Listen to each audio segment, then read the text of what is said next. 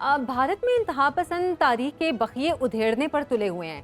अभी बाबरी मस्जिद की मसमारी का दुख भी कम नहीं हुआ कि अजमेर शरीफ समेत मजीद 10 मुस्लिम इबादत गाहों के मकाम पर मंदिरों का दावा सामने आ गया है। कई हजार सालों की तारीख रखने वाली आज की दुनिया में ये क्लेम कितना दुरुस्त समझा जाएगा? बहुत बहुत शुक्रिया। ये एक तो आपने जैसे कहा कि हज़ारों साल की तारीख़ है। तारीख़ जानने के बाद हिंदू ज़हनियत को जानना बहुत ज़रूरी है।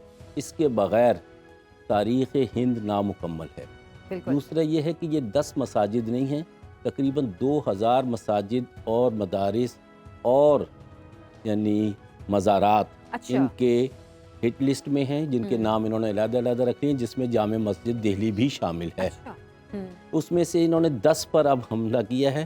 पहले एक मस्जिद बाबरी पे किया था और इन्होंने कामयाबी हासिल कर ली। और ये कामयाबी जो है इसने हौसले बढ़ाए हैं, तो ये अब अजमेर शरीफ भी चले गए हैं, जामे मस्जिद भी चले जाएंगे, हज़रत ख्वाजा निज़ामुद्दीन औलिया रहमतुल्लाह अलैह पर भी चले जाएंगे। जबकि हकीकत ये है कि इन जगहों पर मुसलमानों से भी ज़्यादा गैर मुस्लिम जाते हैं। और हिंदू हॉलीवुड की, बॉलीवुड की सारी इंडस्ट्री जो है, अमिताभ बच्चन से लेके यानी अक्षय तक सब वहाँ हाजिर होते हैं। मगर इसके बावजूद टॉलरेंस नाम की चीज़ नहीं है। इसके लिए हमें सबसे पहले हिंदू ज़हनियत को जानना चाहिए कि हिंदू का जहन चलता कैसे है। मुअर्रिखीन इस बात पर मुत्तफ़िक हैं कि हिंदू जो है ये अपने माहौल से जन्म लेता है और अपने खित्ते में ही ख़त्म हो जाता है। इससे बाहर आपको हिंदू मत नहीं मिलेगा। और ये देवमालाई कहानियाँ जो हैं, ये पहले यूरोप में भी थी, ग्रीक, आपको ग्रीक माइथोलॉजी, ये हिंदू माइथोलॉजी। ग्रीक माइथोलॉजी तो ख़त्म हो गई है, मगर हिंदू माइथोलॉजी आज भी ज़िंदा है। जब ये बाबरी मस्जिद में राम मंदिर बनाया गया था, तो ख़ुद हिंदुओं की तहकीक ये है कि राम जैसी कोई हकीकी शख्सियत नहीं है। इसी तरह शिव जैसी कोई हकीकी शख्सियत नहीं है। और ये कि ये सब इतने बुत हैं इनके पास कि ये आपस में मुत्तहिद भी नहीं रह सकते, मगर इन लोगों ने इस्लाम दुश्मनी पर सबको मुत्तहिद कर रखा है। दूसरा ये है कि हिंदुस्तान का जो सबसे बड़ा एक प्रोमिनेंट फीचर है, ये हर गैर हिंदू को, बदेसी को मलेच्छ कहते हैं। और इससे पहले ब्राह्मण के आने से पहले जब यहाँ पे कौमें आई हैं, जिसमें हुन भी थे, कुशान भी थे, जिसमें ग्रीक भी थे, जिसमें राजपूत भी थे, और ये सब आहिस्ता आहिस्ता हिंदू ब्राह्मणिज़्म की नज़र हो गए, हिंदू आदात अपना ली और इन्होंने कुछ आने वालों की आदात अपना ली और अपने अंदर जम कर लिया। जिसका इजहार हिंदू के प्रेसिडेंट जो हैं भारत के, डॉक्टर राधा कृष्णन ने यानी ये कहा कि हमने ब्राह्मणिज़्म ने बुद्धिज़्म को गले लगाकर ख़त्म कर दिया। अब यहाँ पर देखिए कि हिंदुइज़्म बर्रे सग़ीर में 3 नए मज़हब हैं। 2 मज़हब पुराने हैं, एक मज़हब अंग्रेज़ों की काश्त से बना है, अंग्रेज़ों के आने के बाद। अब ये दोनों मज़हब जो हैं, बुद्धिज़्म ख़त्म हो गया, सिखिज़्म के जो हालात हैं वो आपके सामने हैं, और साथ ही इन्होंने अब मुसलमानों के ख़िलाफ़ भी शुरू कर दिया काम। मगर नाम मुसलमानों के थे, तो जब पिटाई शुरू हुई तो इन्होंने यहाँ रबवा में अड्डा लगा लिया। तो ये मुआफ़ किसी को नहीं करते। इनकी साइकोलॉजी ये है, बल्कि पैनिक कौम है ये। जैसे डॉक्टर राधा कृष्णन ने कहा कि भी हमने गले लगाकर ख़त्म कर दिया, यानी उनकी आदात अपने मज़हब में शामिल की और जो ताकतवर थे उनको अपने साथ मिलाया और ख़त्म किया। दूसरी तरफ स्वामी धर्म तीरथ जी महाराज, इन्होंने द मैनर्स ऑफ हिंदुइज़्म में लिखा है कि फ़कत गले लगा कर नहीं मारा, गले काट कर भी मारा है। और गले काट कर ये था कि इन्होंने मंदिर बद यानी बुद्धों के भक्षों को मारा, बुद्धों के ताकतवर लोगों को मारा, कमज़ोर लोगों को तो मतलब आप ये कह सकते हैं कि जिस तरह भारत में को सिर्फ वो हिंदुस्तान को हिंदुओं का मुल्क बनाना चाहते हैं, वो नहीं चाहते कोई और मज़हब के लोग भी यहाँ पर हैं, इसी बुनियाद पर ये सब कुछ किया जा रहा है। अच्छा, भारत की मकामी अदालत की जानिब से भी जो अजमेर शरीफ से मुतालिक सर्वे का हुक्म दिया गया और ये कहा गया कि तमाम इन जो इबादत गाहें इनका सर्वे किया जाए कि असल हकीकत क्या है। इसको हम ये नहीं कहेंगे कि ये सुप्रीम कोर्ट के फैसले के ख़िलाफ़ जा रहे हैं, जो उनकी कानून है उसी की नफ़ी कर रहे हैं?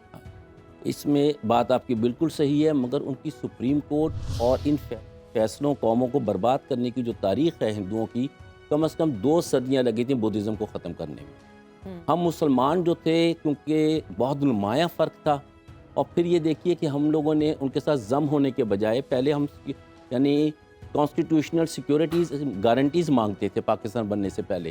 جب نہرو رپورٹ آئی اور 1937 کی جب کانگریس منسٹریز قائم ہوئی ہیں نا, اس کے بعد سیپریٹ اسٹیٹ کا قائد اعظم نے کانسیپٹ دیا, جبکہ علامہ اقبال پہلے دے چکے تھے. یہ ان کے رویے ہیں کہ ٹالریٹ نہیں کرتے.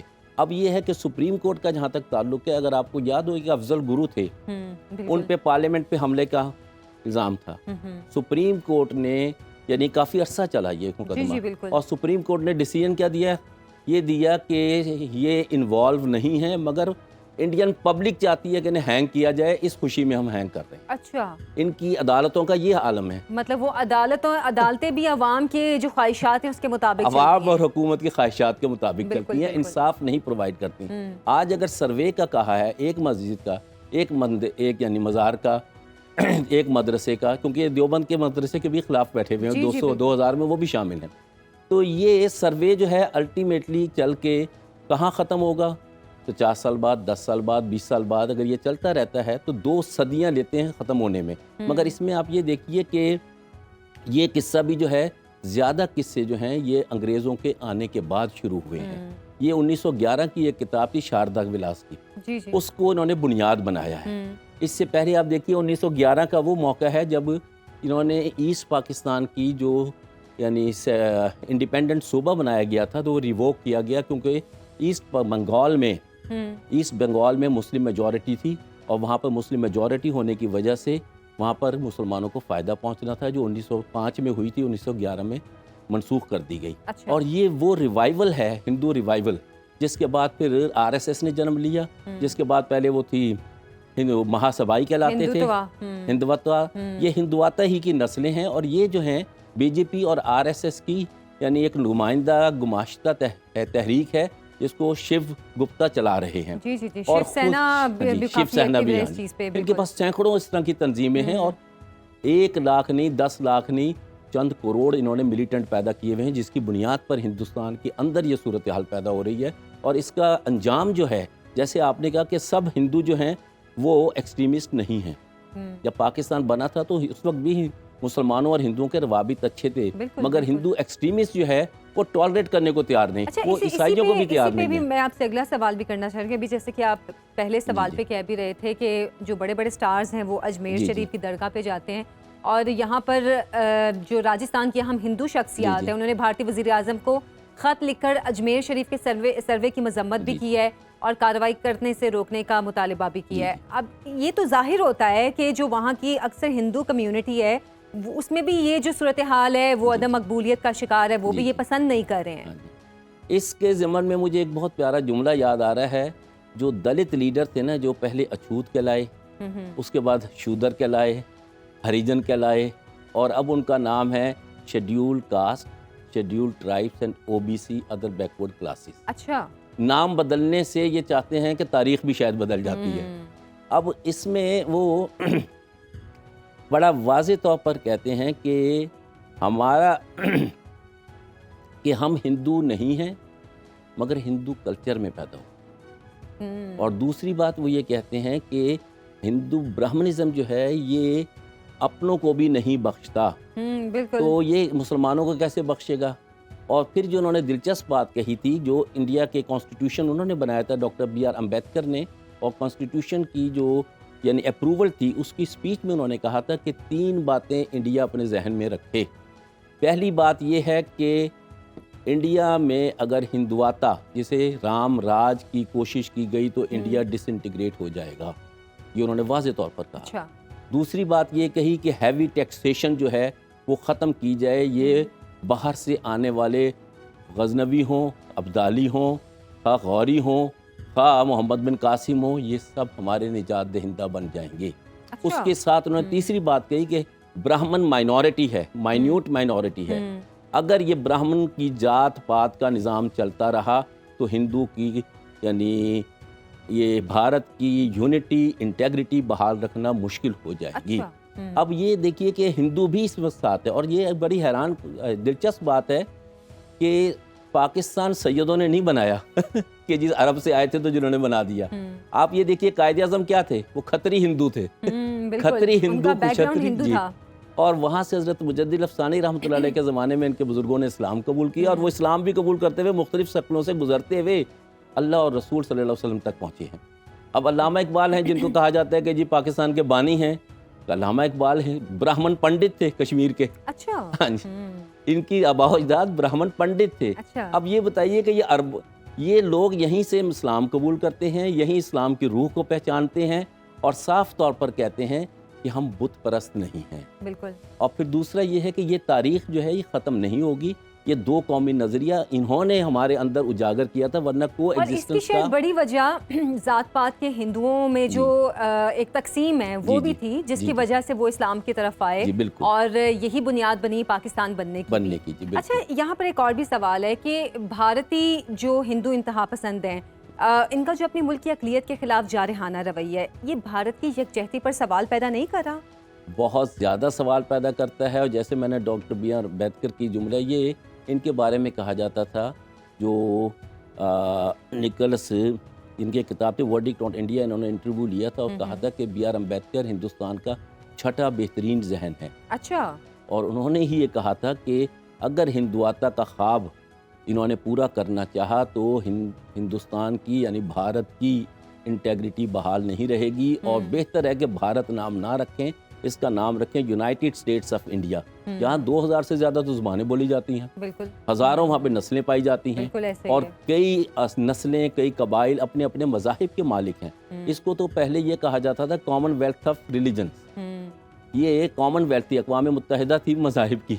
اور اب انہوں نے جو حال کر دیا ہے کہ تھوڑی سی آزادی ملی ہے تو آپے سے باہر ہو رہے ہیں، جبکہ مسلمانوں کو دیکھیے کہ ہم لوگ اپنے علاقوں میں، دبئی میں ہم مندر بنا رہے ہیں، اور یہ ہماری مسجد گرا رہے ہیں، اور یہاں پر آج بھی آپ کو وہ مساجد، وہ مندر، جین مندر ہو یا کوئی بھی ہو، لاہور کا جین مندر آج بھی قائم ہے، آج بھی ہمارے کالج جس میں میں اسلامیہ کالج سویلائز میں پڑھاتا رہا ہوں، وہاں اب بھی رنجیت سنگھ کی یعنی سمادھی موجود ہے، ان کی مسز کی، اور اسی طرح اور جگہ بھی۔ تو انہوں نے پہلے اردو زبان کا انگریزوں کے ساتھ مل کے جھگڑا شروع کیا، جو پاکستان بنانے کا سبب بنا، اردو زبان کا تحفظ۔ پھر رسم الخط کا جھگڑا شروع کیا، یہ الگ بات کہ پاکستان بننے کے بعد ہم نے اپنا رسم الخط چھوڑ دیا، جبکہ انگریزوں کے زمانے میں نہیں چھوڑا تھا۔ اب انہوں نے تاریخ بدلنا شروع کی، پھر انہوں نے ہندوستان کے مسلمان شہریوں سے کہا کہ جی آپ اپنی شہریت ظاہر کریں۔ اچھا، یہ انہوں نے سٹیزن لا بنایا ہے۔ اچھا، ابھی پھر انہوں نے، ہاں جی، کچھ عرصہ پہلے، پھر اس کے بعد انہوں نے یہ کیا کہ جی ان کو بیکورڈ کرنے کے لیے ان کو تعلیم لڑکیوں کو دی، لڑکوں کو دور رکھا، اور وہ لڑکیاں جو تھیں وہ ہندوؤں کو بھی آئی جاتی تھیں، اور آپ نے دیکھا ہوگا کسی کا نام آمنہ تھا اور کسی کا میاں کا نام گپتا تھا، اور اولاد جو ہے وہ کسی۔ اچھا، ابھی بھی ویسے ہی حالات ہیں، ابھی بھی اگر تو ہندو مسلم شادی ہوتی ہے تو ایک بچے کا نام مسلم ہے، ایک کا نام ہندو ہوتا ہے۔ اس کی ریسنٹلی مثالیں بھی بہت ساری ہم نے دیکھی ہیں۔ بہرحال پروفیسر یوسف عرفان صاحب، بہت بہت شکریہ سر آپ کے وقت کا۔